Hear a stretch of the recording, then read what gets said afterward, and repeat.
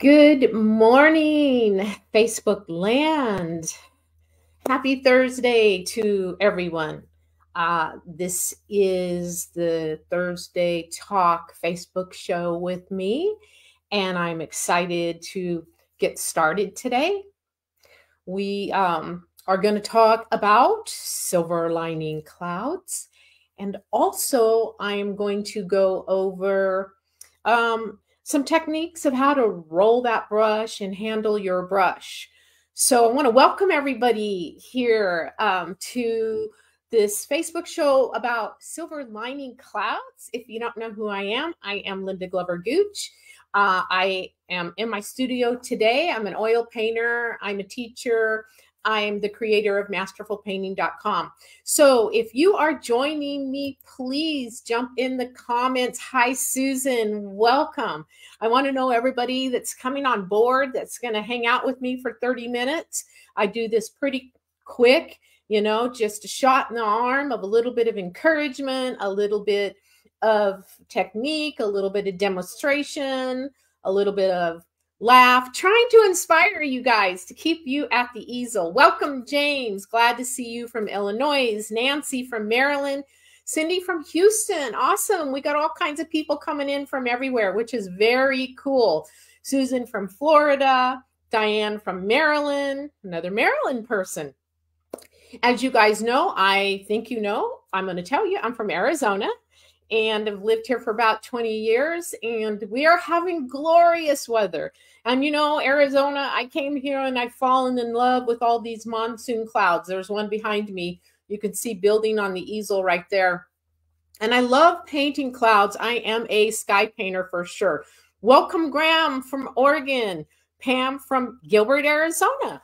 And jumping in here. That is great. Love seeing all you guys coming in. So like I said, I am Linda Glover Gooch. I'm going to talk about the silver lining on clouds. I have a little demo to show you. I've got some slides to show you. We're going to just spend 30 minutes here doing a little bit of studying just to kind of help you further with your creative journey. And we've got Mary from Ohio. Virginia brings Charlene, and Laura from Connecticut.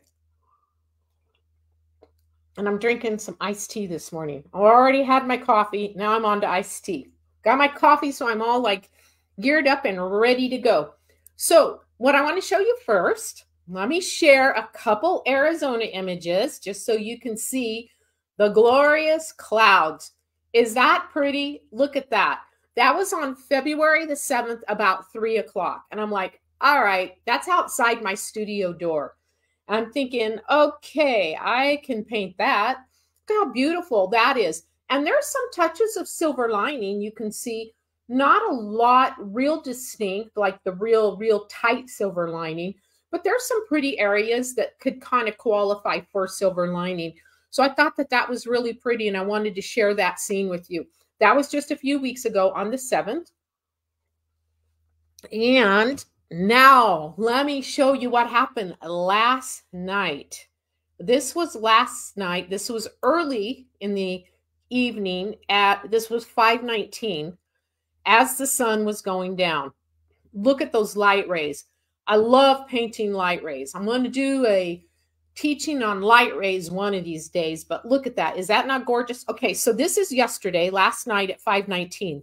Look what this turned into. Now, this is just off of my phone. I've not edited these photos. There's no Photoshop or anything like that. But this is last night, now at 6:22. A little bit over an hour later. Is that wild?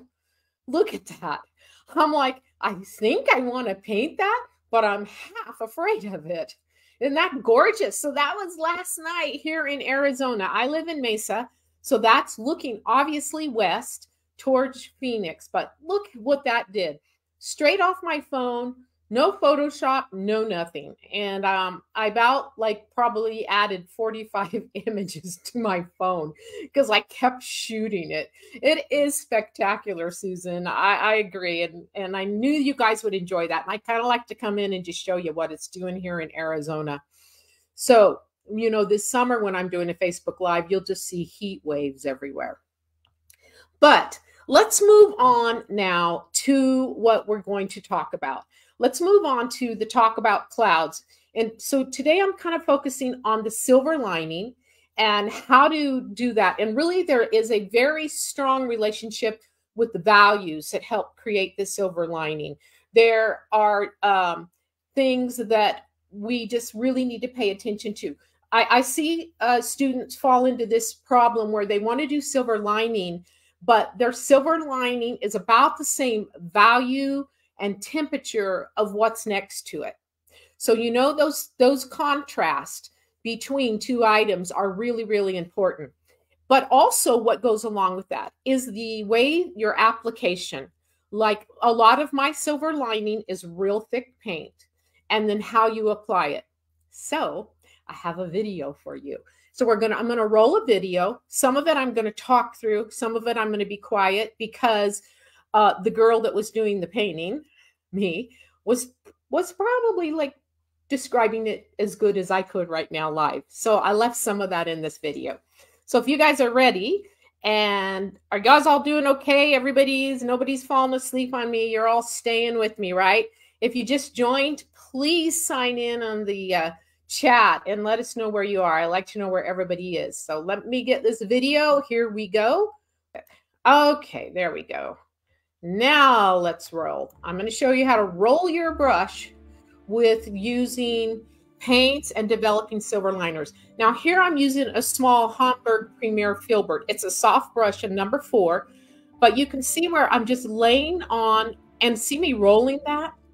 Instead of just painting, I do a lot of rolling, and then I soften out quite a bit with my finger. But also you can, you know, just do regular, you can see me just kind of pulling paint out. Now these are very delicate edges here. There's not a lot of fat, thick paint. But see me roll that brush there? So you load your brush and you can pull it and get what's on both sides that way. But then I do a lot of flicking around the edges. You know, now this one right here maybe isn't so much silver lining, but I felt like, you know, it's pretty close to the edge work on this. And just kind of adding that. Then I use a rosemary fan. It's a series 105, number 6. So you cannot use bristle brushes. You have to use a soft fan. And you can see there, I finished that off and I added some sun rays. Here's another piece. Now I'm using a rosemary angular series 275. All right. And I'm going to stop that for a minute. With these brushes now, I really, really load fat paint. Now, again, this is just highlighting some of the edges of the brush. You know, I mean, some of the edges of the cloud with the brush. These rosemaries are really loaded up fat. Let me start that again.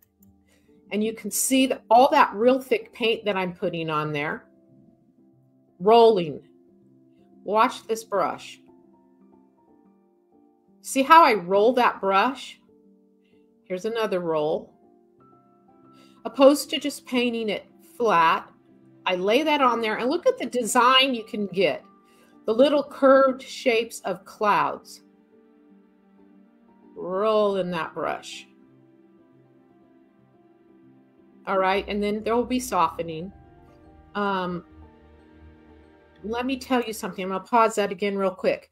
Notice on this cloud here, I work in sections.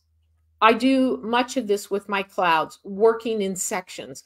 So there's a lot to build on this cloud. So opposed to going back, so I do block in all my dark, but opposed to going back and just covering now everything with the midtones and bringing up other colors in the darks, I work in little sections because I like to see something happening. It encourages myself. I have to get encouragement. You know, you, me, us, we creative people. We are in the studios a lot by ourselves. I mean, sure, we might go out painting with other people, but predominantly a lot of your work you're going to do by yourself, and you're going to be focusing. So I want encouragement. So that's why I do little sections, because then I can go, like in that top section, I can go, oh, wow, okay, I see a cloud developing. I think I can do this. So really, I like to encourage myself. Let me roll this some more.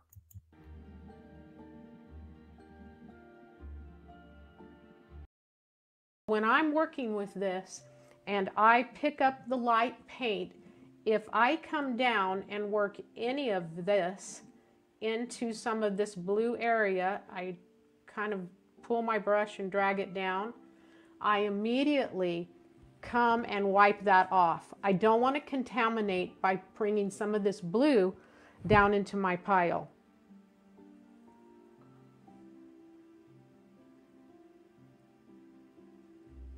One thing I've learned to do is to use my brush in all the aspects that it's capable of doing.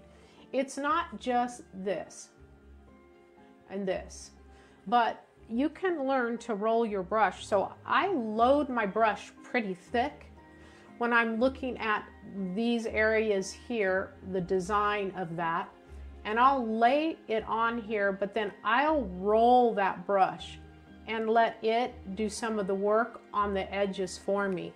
And you can create some really nice shapes that way, opposed to trying to sit here and draw it very carefully. Just let the brush do some creative design for you, and you'll find that you enjoy that, and it's fun, actually. I'm coming back with some thick paint. I'm using a Rosemary Eclipse. It's a Series 275, an angular brush. You can get some really nice lines. I like to load it and then roll the brush. If you'll watch, you'll see how I load it with some fat paint and then I roll that brush and let it design for me. Watch this brush roll. And it leaves behind that great design work. Then you come back in and bring in some gray tones to give that volume. You don't leave just that line on there by itself, but work in some beautiful warm tones that give it some depth and some volume.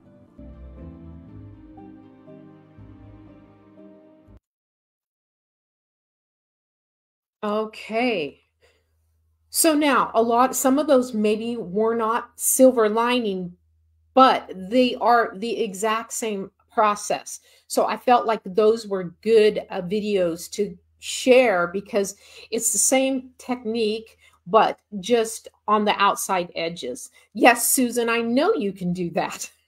Susan saying, I think I can do that. Yes, you can do that. You should tell yourself you can. And listen, if you've just joined, please say hi. And remember, you guys, like this, heart this if you like this, share this with some friends. It helps the algorithm and other people get to watch these things that I hope are helpful.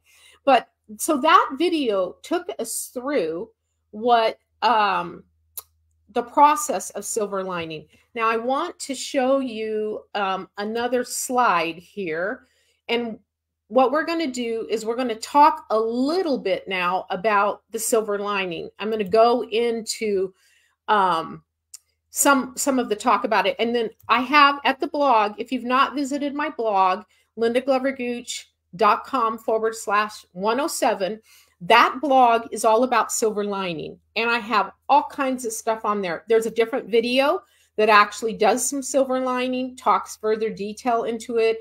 I've got the blues that I use, supplies, different things on that blog. So make a note of that. lindaglovergooch.com/107 takes you to the blog about silver lining. But let's look at some diagrams or illustrations. Now, these are also sitting on the blog, so you can go look at these images on the blog, but I want to talk a little bit. And if you're on a phone, turn your phone sideways so you can see this better. Actually, best viewing is probably on a laptop or tablet, but you can see this on your phone too if you go sideways view. But I want you to notice that the silver lining, or those outside edges, is the thickest part of the paint. Now, both of these images, these are clouds of mine. Both of these, you can see I have the arrows pointing to where that thick paint is. So that thick paint is on the outer parts of your cloud, all right? So the rest of the cloud, the body, the main body, is more built in warm blues and gray blues. And I say warm blues because there are some warm blues. Maybe I would better off saying warm grays. The rest of the body of the cloud is made up that way. So been looking at both of those images, you can see that they're warm grays, soft blue grays make the main body. The outer edge where that glow is happening is made of a light paint, and it's very fat, thick paint. And I roll that on like I showed you in the pictures in the video, or the video images. I rolled these on. Now the next slide, let's go to that one. And again, you can catch this slide. You can pick it up at the blog. And here I'm talking about what's making that light pop. Now remember in the beginning, or maybe you don't remember, but I was talking when I first started. I said it's a value thing that kind of makes the silver lining either pop or not pop, right? So when you are trying to paint silver lining, pay attention to what's next to it, all right? What's next to that silver lining is what really matters. So you can see warm tones next to the bright silver lining make it pop here on this illustration. And I got arrows pointing to the warm spots. So you can see where actually the image on the right, the back cloud is really lit with some bright light, and it's very yellow, which is making that cooler light edge pop. And then over on the right, there's some pink warm tones of the body of the cloud, which makes the usually silver lining leans a little bit more cold than it does warm. It's usually a little bit more of like white. Sometimes I'll use white, yellow ochre, white cad yellow medium, but predominantly they're not a yellow. They're a white that's just barely got a tint of yellow to it, because as you know, white is a cold color. It's pretty cool. So the one on the left, you can see also that there are warm tones right before I hit that outside the outside edge of it. So some of those colors that I use, you can find this page. If you scroll the Linda Glover Gooch forward.com, whoops, I forgot the .com in the bottom of this title there. It's a .com /107. If you go down to the bottom of my blog, I list all my colors. So here are the 4 main blues that I typically use in my sky. Now I do have other blues that I'll throw in, but these are typically the 4 that I use. I use Rembrandt Ultramarine Blue Deep, Holbein Cobalt Blue Pale. I use a Williamsburg Sevres Blue, or I'll use Winsor Newton Cerulean. They're real close. And I use Rembrandt Indigo Blue. Now, those are all listed on that blog page. So if you're trying to write quick, just go over to the blog and you can see it there. And there's also some links there. I always mention that I do have affiliate links. So if you click on any of my links, I get a small commission, which is cool. I really appreciate that as well. But then also now the silver lining is my favorite white, you guys, for painting clouds is real creamy. And it is Rembrandt Titanium White. So I'll mix my Rembrandt Titanium White with Winsor Newton Yellow Ochre Pale, or I will use the same white, and sometimes I use Gamblin Cad Yellow Medium. Now listen, on both of those mixtures, it's a pinpoint of yellow. A pinpoint, not much at all. All right. So you can find those at the blog as well. Like I was mentioning, if you go over to the blog, there's a lot more at that blog at the lindaglovergooch.com /107. there's a different video altogether of rolling on the silver lining of the cloud. That sits there. There's all these paints. There are just different thoughts about how to, the application of it all. There's some other resources there for you to go, and there's a couple videos actually, and links and all that kind of stuff, just stuff to help you. So visit the blog for sure. And remember, if you're not on my email list, you want to get on my email list that reminds you of the blog, it reminds you of the Facebook Lives. You can do that by joining the Creative Journey at lindagloverduch.com. If you go just to my homepage, you'll see it right there that says Join the Journey. You can just jump in and send me your email. What you'll get from me is emails every time my blog hits, a reminder of a Facebook Live, which I'm coming out every other Thursday. So every 2 weeks, you're going to see me here teaching on some kind of subject, but it's always got to do with painting. We're going to stick to art here. We're going to stay creative with all this. And then also just different information about my online courses. If you're not familiar with my online courses, I have a cloud course, a course painting the Grand Canyon, and a course all about rocks. Those all sit at masterfulpainting.com. I don't have any link to put up for masterfulpainting.com, but you can find that, at my website. There's different places that you can get there. So on that blog, you get all that information. Does anybody have any questions? Let me know if there are any questions going on. Let me check the comments and see. Susan said she's thinking can do that. So I'm expecting I'm going to see you doing it, Susan. I expect and anticipate that. So Graham says, how do you clean your soft fan brush and keep it soft? That's a good question.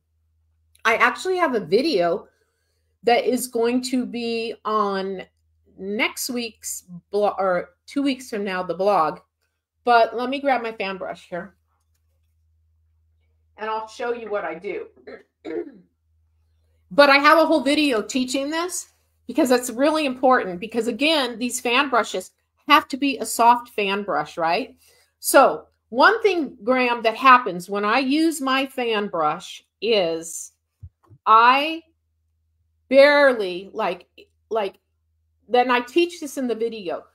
Don't hang on to this fan brush like it's going to jump out of your hand. All right. But I have a very, very light hold on it.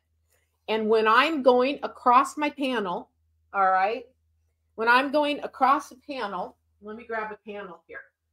Do a little demonstration. When I'm growing, this is a painting that started. It's completely dry, but let's pretend like if this is wet.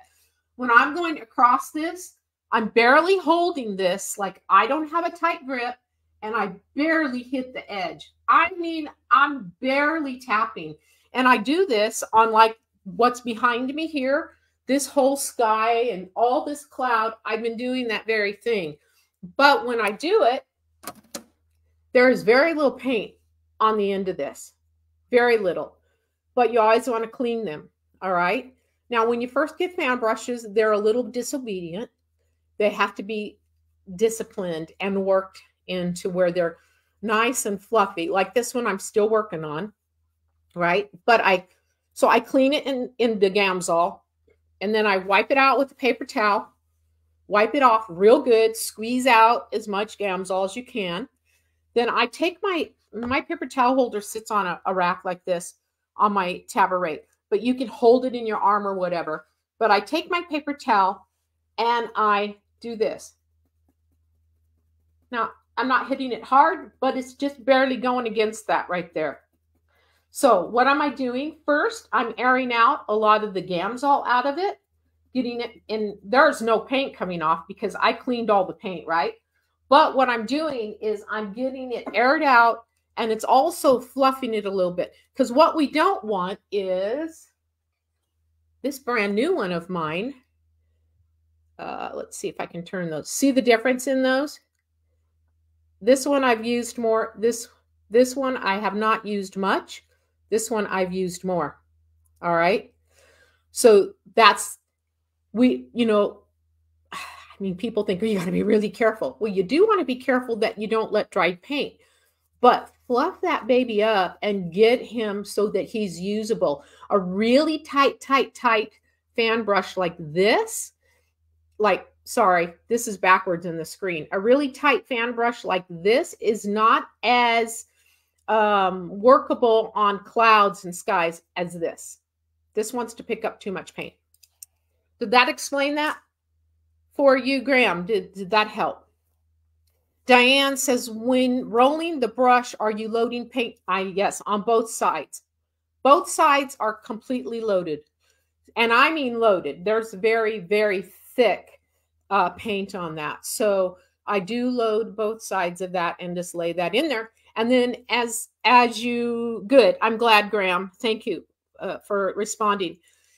Diane, as you load that brush and you lay it up there and you roll that brush, I showed in that one video, it immediately goes into a paper towel. It gets wiped off before you reload. We do not want to contaminate the main pile, right? The main pile of paint.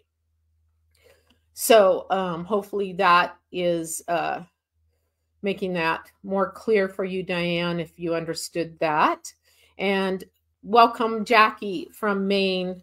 Love to see you people joining. Laura from South Carolina. If you're joining in a little bit late and you missed the video that I ran, this will repopulate and it will be sitting on the Facebook page, and you can go back and watch the replay. And by the way, if you are watching the replay, this to the note to people watching the replay, welcome.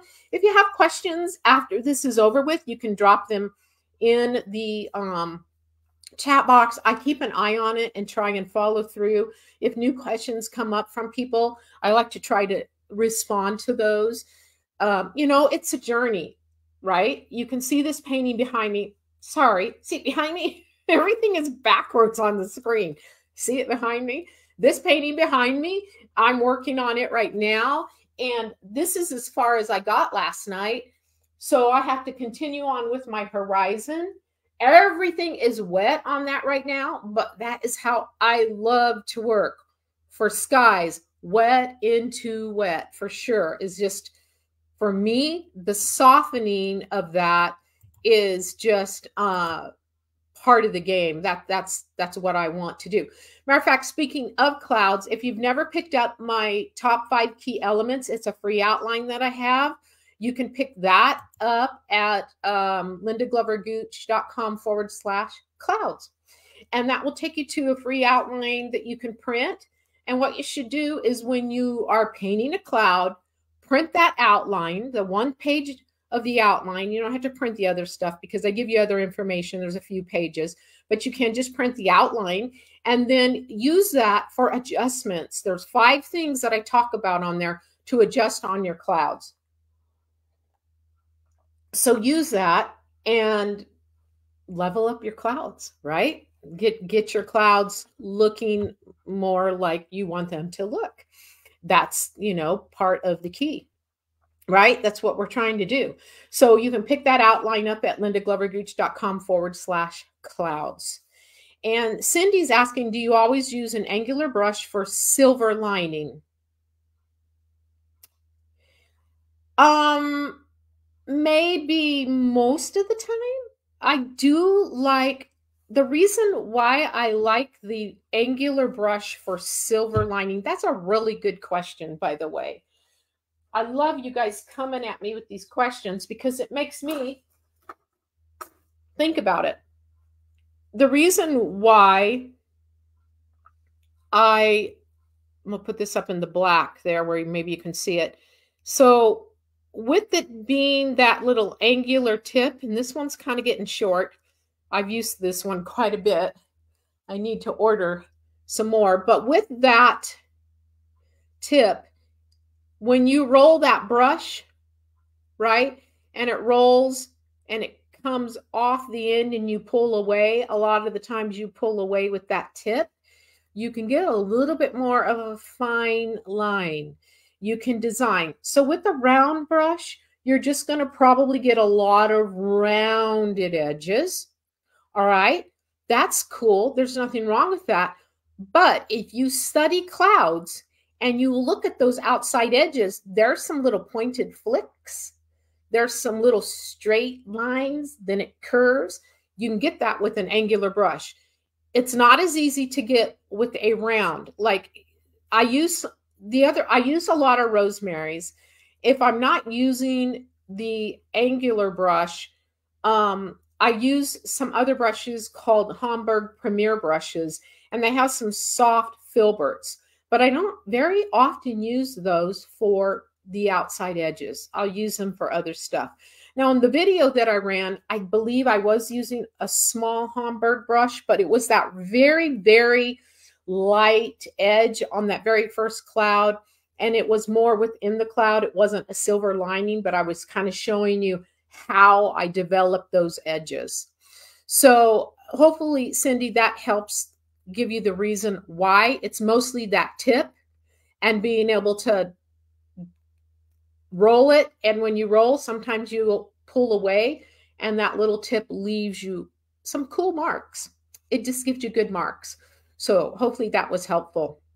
And you're welcome, Susan. I'm glad that you are enjoying this information. And Marietta, thank you. I'm glad that you're joining too. So good to have all you guys. Diane says she's looking out her window in Tucson at some happy clouds. That's right. We do have great clouds here in Arizona. We've had some gorgeous skies. I'm going to end with last night's sunset because in case you guys tuned in late, then you'll see the sunset. But before I end, remember, if you got any questions and I missed them, feel free to put them in the comment box at a later point in time. I'll monitor it and see if I didn't answer it live, then I'll type it in. If I answered it live, I probably won't type it in for the sake of it takes time to do that, right? If so, any of that, if you haven't got my cloud outline, go to lindaglovergooch.com/clouds, right? Then remember about silver lining. Oh, and the colors. So I put this here too to remind you, if you want to know all the colors that I use, it's at the blog, lindaglovergooch.com/107. Go read that blog right there. Much more information on the silver lining of clouds. Oh, and before we get off here, 2 weeks. My date is March 7th. I'll be back here. The blog and the Facebook show is going to be all about blue skies. Now, my blue skies that I'm talking about are predominantly what's happening behind the cloud, right? Because sometimes if you have a big cloud, I think people kind of think that the blue sky is, it's just, there. But it's super important to really try to bring that blue cloud up in a very beautiful, dynamic way. So in 2 weeks, on March 7th, I'll be back here at 11 o'clock. I will post the event here before too long, and it'll be all about blue skies. And I think that will be helpful. And you can use the same ideas if there's no clouds, but it'll be helpful. I'll have videos and I'll have a demo for you too. But I do want to take you, I'm going to end with last night's sunset, and I'm double checking. Let me get into the chat really quick and make sure I haven't missed any more questions. And you're welcome, Cindy. I'm glad that you signed up for the blog. That's great. And Susan, okay, well, we'll miss you on the 7th too, but you can watch the replay. It will be there for you. You're welcome, Diane. I'm glad that this is going to give you something to practice. That's what this is all about. All right, you guys, let me end with this. Let me get rid of that banner at the bottom so you can see that. Last night, 6:22 p.m. Arizona, look at that glorious sunset. That makes a person want to dance, does it not? That is one beautiful sunset. I was in awe, and I think I shot 45 pictures on my phone. This is off of my Android Galaxy Samsung phone. No big Canon camera, no nothing. Just my phone brought us that glorious scene.